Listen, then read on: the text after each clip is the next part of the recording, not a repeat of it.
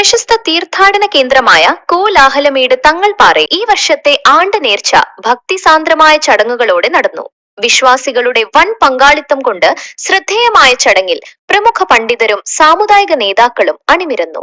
സയ്യിദ് അഹമ്മദുൽ അമീൻ ബാഫ്കി അൽ അസ്ഹരി തങ്ങൾക്കൊല്ലം മുഖ്യപ്രഭാഷണം നടത്തി. ചടങ്ങിൽ ഖാലിദ് ഉവൈസി ഉത്ബോധന പ്രസംഗം നടത്തി. മുഹമ്മദ് അഹ്സനിദ് കോഡൂർ, ജമാഅത്ത് ചീഫ് ഇമാം സുലൈമാൻ സാദി, ഇമാം ഷിയാസ് അംജദി, അബ്ദുൽ അസീസ് സഖാഫി എന്നിവർ പ്രാർത്ഥനകൾക്ക് നേതൃത്വം നൽകുകയും ചെയ്തു.